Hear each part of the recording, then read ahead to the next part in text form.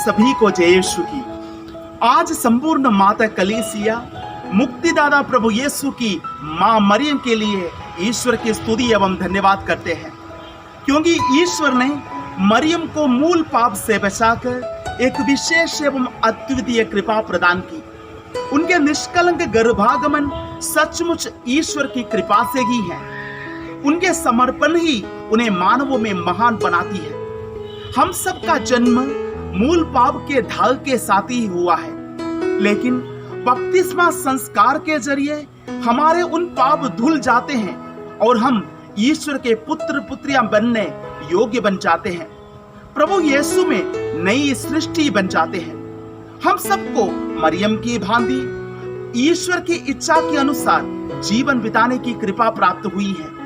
यदि हम सारी परीक्षाओं से खरे उतरेंगे, दैविक वचन के अनुसार जीवन बिताएंगे, ईश्वरीय सेवा के लिए अपने आप को समर्पित करेंगे, तो हम भी मरियम की भांति महान एवं धन्य होंगे। क्या हम सचमुच ईश्वरीय योजना को समझकर मरियम के जैसे जीवन बिताने का प्रयास करते हैं? निष्कलंक गर्भागमन का वास्तविक अर्थ यह है कि मरियम अपने जीवन धारण के प्रथम क्षण से ही आदि पाप से रिक्त थी। इसका यह अर्थ नहीं कि मरियम का जन्म असाधारण परिस्थिति में हुआ था।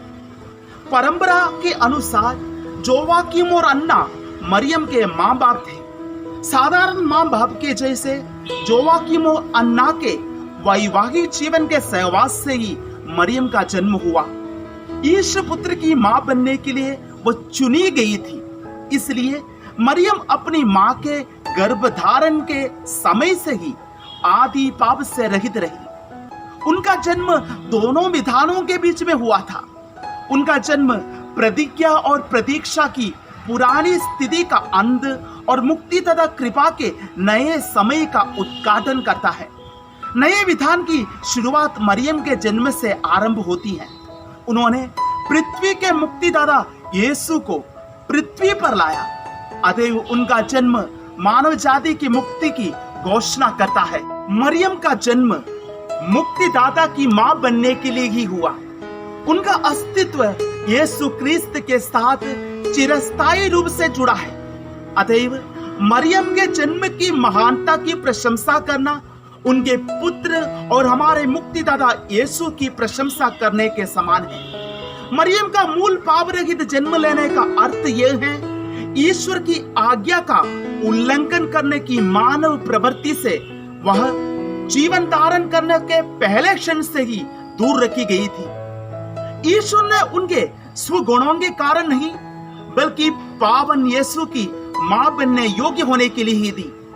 पाप रहित यीशु की मां होने के लिए उनका पाप रहित होना अनिवार्य था। इसलिए ईश्वर के विशेष अनुग्रह से उसका गर्भागमन पाप के बिना हुआ।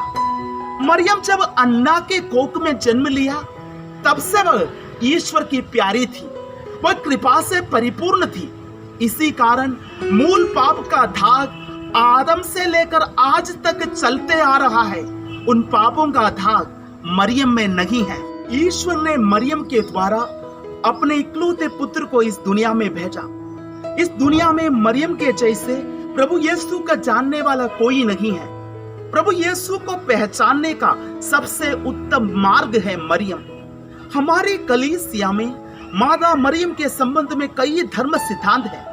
उनमें से एक है मां मरियम का निष्कलंक गर्भागमन। संत पापा पियुस नवीन ने 1854 में मां मरियम के निष्कलंक गर्भागमन को धर्म सिद्धांत के रूप में निर्धारित किया। यह सिद्धांत के कारण अनेक लोगों में मतभेद हुआ है। अनेकों ने इस सिद्धांत को स्वीकार नहीं किया है। हम कैथोलिक कलीसिया के लोग परंपरा और धर्म ग्रंथ दोनों पर विश्वास रखते हैं। परंपरागत विश्वास प्रेरितों से हमें प्राप्त हुआ है और मां मरियम के इस सिद्धांत को हमें परंपरा से प्राप्त हुआ है। यदि वे धर्म ग्रंथ में विस्तार तरीके से इस बात पर कुछ उल्लेख नहीं मिलता, तो भी कुछ संकेत और परछाइयां जरूर है। हमारी पहली मां हेवा ने अवज्ञा के जरिए पाप को एवं पाप के जरिए मृत्यु को इस दुनिया में लाई, पर हमारी दूसरी मां मरियम आज्ञाकारिता के जरिए जीवन को इस दुनिया में लाई।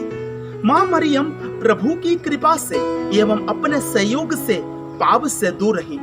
जिस प्रकार पिता परमेश्वर ने सृष्टि की रचना के समय दुनिया के सारे पानी को एक साथ इकट्ठा किया और उसका नाम समुद्र रखा, उसी प्रकार परमेश्वर ने सारी कृपाओं को एक साथ करके उनका नाम मरियम रखा और इसी कृपा से परिपूर्ण मरियम से प्रभु यीशु का जन्म हुआ है।